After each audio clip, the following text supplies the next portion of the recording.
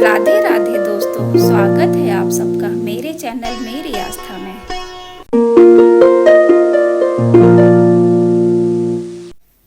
सत्य बोलने की महिमा।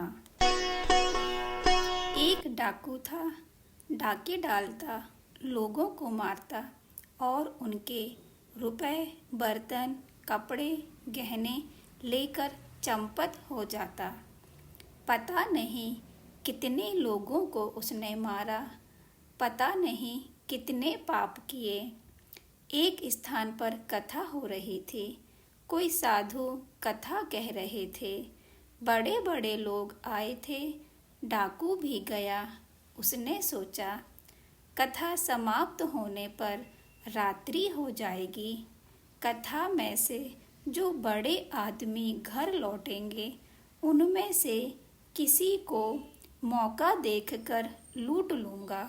कोई कैसा भी हो, वह जैसे समाज में जाता है उस समाज का प्रभाव उस पर अवश्य पड़ता है।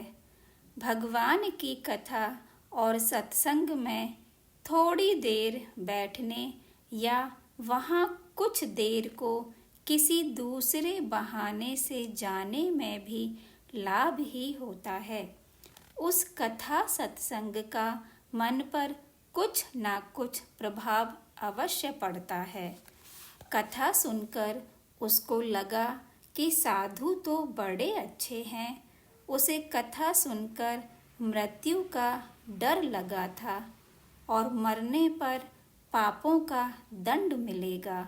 यह सुनकर वह घबरा गया था। वह साधु के पास गया।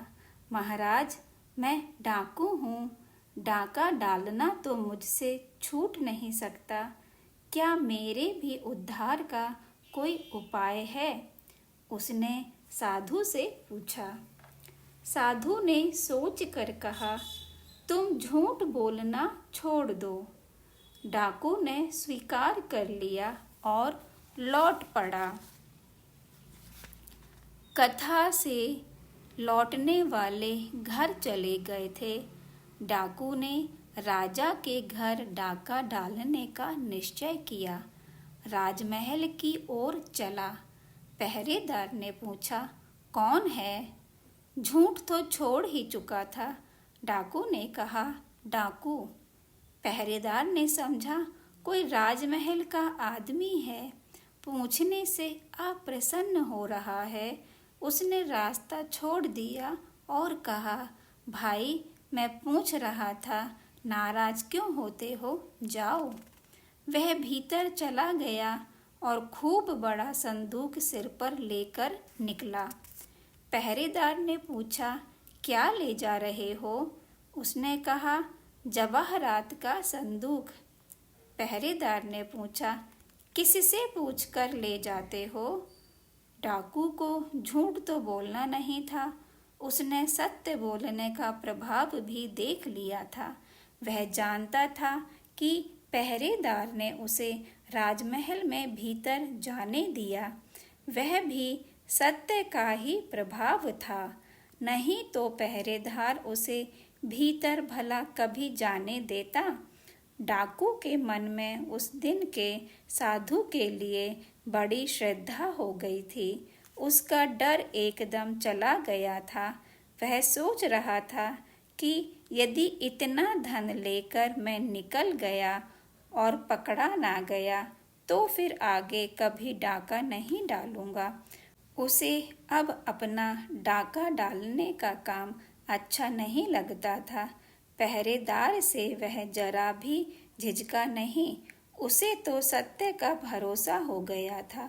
उसने कहा, डाका डालकर ले जा रहा हूँ। पहरेदार ने समझा कोई साधारण वस्तु है और यह बहुत चिढ़ने वाला जान पड़ता है।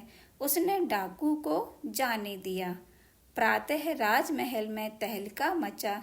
जवाहरात की पेटी नहीं थी। पहरेदार से पता लगने पर राजा ने डाकू को ढूंढकर बुलवाया। डाकू के सत्य बोलने से राजा बहुत प्रसन्न हुआ। उसने उसे अपने महल का प्रधान रक्षक बना दिया। अब डाकू को रुपयों के लिए डकैती करने की आवश्यकता ही नहीं रही। उसने सबसे बड़ा पाप असत्य छोड़ा तो दूसरे पाप अपने आप छूट गए। नहीं असत्य समपातक पुंजा। श्री राधे राधे श्याम।